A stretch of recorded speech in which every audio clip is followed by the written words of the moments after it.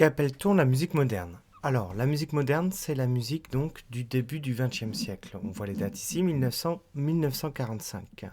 Il y a eu des compositeurs célèbres, français notamment, comme Ravel, Debussy, Satie, et d'autres étrangers comme Stravinsky, Schoenberg, Berg, par exemple. Donc c'est un siècle qui a vu beaucoup de questionnements autour du langage musical et on a exploré trois pistes. Déjà, on a continué le travail sur la tonalité, c'est-à-dire on a essayé d'enrichir un petit peu ce mode de fonctionnement avec des harmonies beaucoup plus riches, par exemple.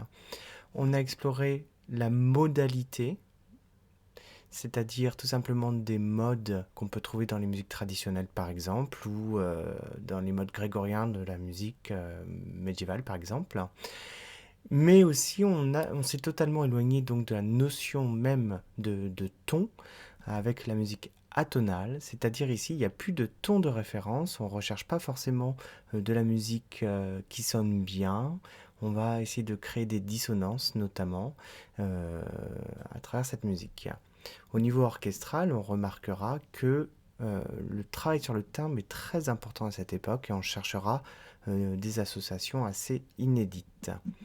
Au niveau du langage et plutôt des genres, on retrouve au début du XXe siècle plutôt des genres classiques, bien évidemment, comme le ballet par exemple, mais on retrouve aussi des concertos, opéras, voilà, musique symphonique.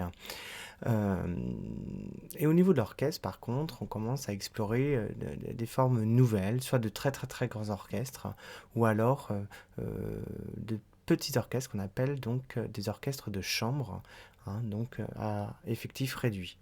C'est également un siècle où on va s'intéresser à des instruments nouveaux, notamment avec notamment le nom de Marteneau qui est ici, mais aussi le thérémine dans les années 20 qui va apparaître. L'orchestre, lui, va travailler avec un instrument acoustique qui va être très présent, même s'il existe depuis très longtemps, qu'on appelle la harpe. Bien évidemment, le début du XXe siècle, il y a beaucoup de repères à avoir, hein. Donc bien sûr deux guerres mondiales, 14-18 et 39-45, et on voit ici tout le parcours sur la peinture notamment qui a pu exister à travers différentes œuvres. Voilà, donc c'est le siècle aussi de l'art abstrait, hein, c'est-à-dire qu'on essaie plus de représenter quelque chose de concret, d'existant, mais on s'éloigne justement de cette réalité. Concernant l'art contemporain, que voici, donc c'est, on va dire, après 1945, on a encore donc des compositeurs français comme Boulez, Xenakis, hein, qui a vécu en France par exemple, mais aussi d'autres compositeurs donc étrangers, Stravinsky, Lindbergh par exemple, voilà. Donc ce qui est intéressant dans cette période-là, c'est qu'il y a énormément de styles musicaux, comme la musique spectrale, les musiques répétitives, électroacoustiques, stochastiques, la micropolyphonie, la musique sérielle, etc., etc. Donc c'est très très foisonnant au niveau des styles. On n'est plus comme avant, c'est-à-dire où il y a un style un petit peu académique que tout le monde essaie de s'emparer. Là, au contraire, chacun essaie d'explorer son propre style dans son travail. Alors au niveau des genres musicaux, euh, hop, je remonte un petit peu. Donc le genre musical en soi n'existe plus véritablement. Certes, on continue à écrire des opéras, la musique symphonique, etc., etc. Mais les genres deviennent très très libres. En fin de compte, les genres musicaux se créent sur mesure en fonction de l'œuvre que le compositeur veut créer.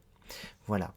Alors aussi, cette deuxième partie du XXe siècle, ça va être une partie importante au niveau de la création musicale, où on va essayer donc de développer tout l'aspect numérique, à travers l'informatique notamment, le système d'amplification qui va être très présent, et notamment dans les musiques actuelles, et l'usage des synthétiseurs, c'est-à-dire des sons électroniques. Alors bien évidemment, comme au début du XXe siècle, il y a des repères dans la seconde moitié du XXe siècle qu'on retrouve ici, et le développement dans les arts en général, comme par exemple le pop art, le street art et les œuvres de Christo qui s'amusent à emballer des bâtiments. Et voilà.